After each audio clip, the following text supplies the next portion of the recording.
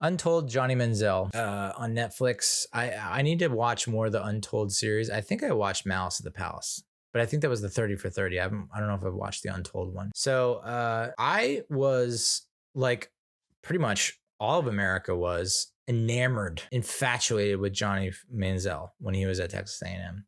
I was like, thank God Almighty. Thank the Lord above Allah.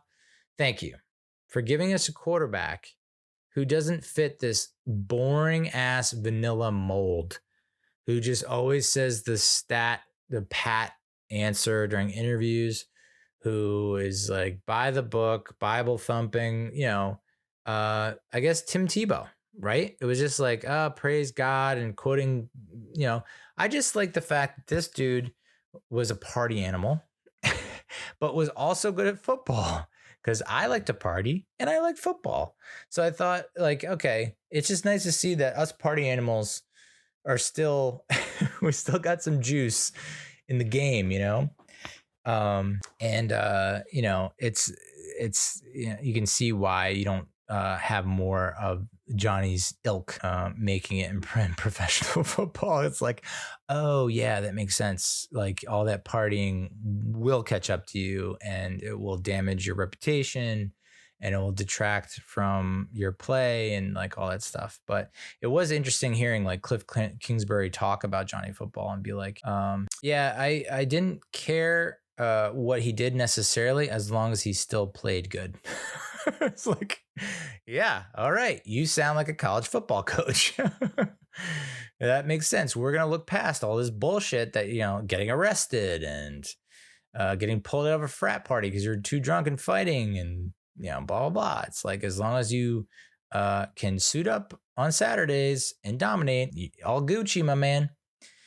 But so they basically follow him from growing up in Kerrville, Texas, attending Ty-V High School, where they had practice before school and after school. Holy shit.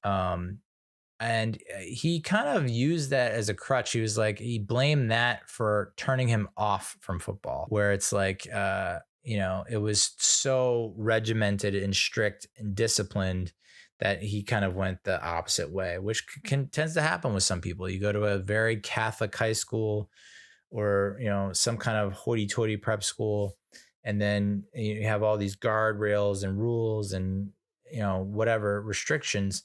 And then as soon as those go away, it's like party time. Like I'm going to go complete opposite. So I get that. But then I think about like my football program. Like if they were like, yeah, show up in the morning, early morning, we're going to do all this and then show up in the afternoon. It's like, I would have done it probably. Maybe I would have been a better player. But the fact that he scored 75 touchdowns in one high school football season is outrageous, dude. I cannot believe that. That is toit. And what's weird about Johnny football is like he's not a big guy. 5'10", 5'11". He even admits it. I'm like 5'10", maybe 5'11". And I guess he's fast. He has to be fast, but it doesn't seem like it. Does that make sense? Like I watch him. These are simple plays where it just doesn't look like he's faster than anyone else, but he is faster than everyone else. And he even said it like, he's not much of a playbook guy. He's just basically backyard football. Like I'm going to run away from the guys tackling me and I'm either going to run with it or I'm going to find someone that's open somewhere, which I love that. He wanted to go to the University of Texas. He had all kinds of Longhorn gear. Obviously does not go there. He ends up at A&M. Mac Brown, by the way, passed on a lot of dudes. Mac Brown, a lot of dudes that turned out to be really good, at least in college. But he completely revitalized the program, put him on a map, and it kind of ties into the NIL whole situation where it's like, well, if the NIL existed, he would be not a billionaire, but he would be way richer than he is right now. They ended up, from all the new booster money that they were getting and all the money being pumped to the program, not to Johnny Manziel, they were able to like build a new stadium. All the hotels were booked, millions of jerseys sold, which blew my mind. I didn't realize that. And he doesn't see a dime of it. That kind of sucks. I completely forgot that he came out after his sophomore year in college, wins the Heisman freshman year. And, the fact that he, as brash and as bold and as confident as he appears, the fact that after he beat Alabama in Tuscaloosa, seeing that crowd, like the wild crowd outside, scared him. And like his mom even acknowledging, I've never seen him that scared. Like that's huge. That's huge. So to win the Heisman freshman year, when it's like almost no one wins the Heisman freshman year, but you looked at wins about like who he went up against: Manti Te'o, fake girlfriend, and Colin Klein from Kansas State. I don't remember Colin Klein one iota. I had to Wikipedia him, and I'm like, oh, well, big dude can run and can also throw. And the first to do this and the first to do that in Kansas State history. And it's like, well, it's Kansas State football. It's not like they have a very rich history. But okay, what's Colin Klein up to? Okay, he's I think he's now the offensive coordinator or head coach at Kansas State or something like that. So good for him. It's just like, I do not remember Colin Klein at all. That's on me. So to go from, for him and his friend Uncle Nate, which why they never revealed why they call this kid Uncle Nate. I mean, it's literally his best friend who's the same age, same grade, like childhood friends.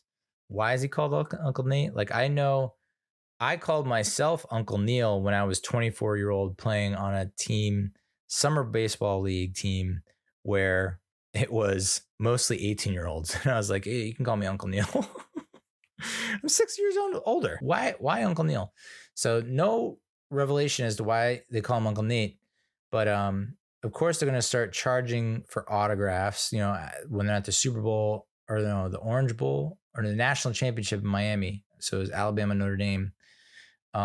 He gets approached by a bunch of guys in Miami, and they start making these deals to sign autographs for merch, and they just make a ton of money.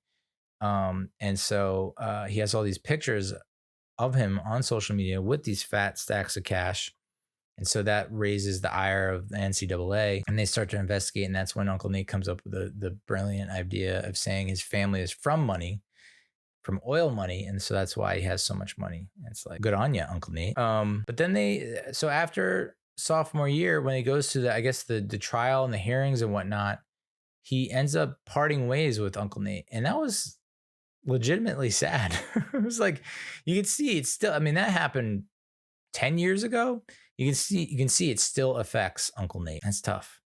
And you kind of hoped, like, from that moment on, I kind of hoped that they would have like a reunion of sorts, like they would end it on a happy note. And it's like, well, after all this time, I realized like we're both responsible and like whatever, and they kind of get back together. Nope. Spoiler alert, doesn't happen. So, but you can see he comes off the rails pretty much going into the 2014 NFL draft. He like cleaned up his act. So 2012, they're a ranked team. I think they lose 1 or 2 games. They win their bowl game, I think. 2013, they go 8-4. So it's definitely a huge step back. They should have won more games. And Manziel says it was on him. That's why they didn't win more games, because of him. So taking accountability, I guess. And he gets hooked up with a sports agent. The sports agent, by the way, entertaining, but it's like, if I had to deal with you every day on a daily basis, I would drink and do drugs. Like, holy shit, dude. Calm down. And I assume that's all agents are, just like, oh my God, just so aggro. I guess they have to be to get the best deal for their clients. But you would think that like teams and executives would wise up to it. Like, these agents are blowing smoke up your ass 24/7. I can't imagine dealing with it. But the agent starts talking about all the things that started to go wrong. Like, okay, you just need to get sober, don't drink, train, with these people, and you're going to go in the combine, you're going to blow them away. And then if you can be a top 5 pick, you can get X amount of dollars, which means I get X amount of dollars. And, the higher your pick, the more money you make, et cetera, et cetera. A lot of people didn't have to go in the first round. And then he starts impressing people. And then he gets too fucked up to attend the combine in Indianapolis. He comes late. He claims he overslept, ends up doing well in the scouting combine, gets more attraction. His stock goes up. And then pro day comes and he gets fucked up with a bunch of wide receivers that he was supposed to throw to the next day. They don't show up. So his lawyer and his agent are running routes at his pro day. The Browns are in attendance. And somehow they watch that, don't put 2 and 2 together, and still draft this dude. And that's why they're the Browns. On draft day, he slips. The Jags pass on him. They end up picking Blake Bortles. The Cowboys pass on him. They end up drafting Zach Martin. And then he falls to the Browns. He goes to Cleveland. He's not happy. Shocker, not being happy in Cleveland. And then he ends up drinking and drugging, and like he purposely self-sabotages to get out of that situation. Ends up losing. I think he went down from 215 to 175. It was like remarkable. It almost looked CGI'd. It was like, whoa, dude. They put Johnny Manziel's body on like Johnny Manziel's face and head on McLovin's body, or DJ Qualls from Road Trip. And so he ended up going to rehab and I guess really spiraled. He said he was going to take his own life. He was going to party as hard as he could, blow all his money and then take his own life. And fortunately he did not, because that would be really, really tragic. So good that he's still around. They didn't, I think part of my take mentioned this, but like they didn't talk about what there was no epilogue. Like, okay, well, what's he doing now? It was just like he's in Scottsdale at this like amazing house and hanging out and like kind of still partying with friends. It's not like hardcore partying. Like he's still lighting a joint or cigar. He's still drinking, but he's made amends with he's repaired the relationship with his father and his family, which is great.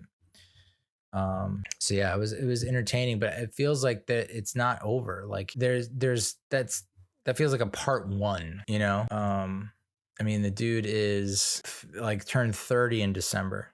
So he's going to turn, 31. It's still pretty young. And it doesn't necessarily feel like he's out of the woods just yet. Like they talked about his relationship with, what's her name? Carly Crowley. I guess that was the woman that he got into fights with, and the cops had to be called. And then he got a restraining order against him. And then I just did a quick search. Like he was married to Brianna Tiesi, a model, for like 3 or 4 years. And I guess they broke up. But part of my take guys say that he has opened a bar in Scottsdale, or that he's opened a bar in College Station. I think if you opened the bar in College Station, it would probably do better. Because they were obsessed with him. So yeah, that was Untold, the Johnny Manziel story. I don't know that we need to really talk too much about Twisted Middle, Hijack, River Wild, Don't Worry, Darling. So maybe we'll get to that next week because it's a lot. I have thoughts. So we're going to skip ahead to the Mets and the Giants.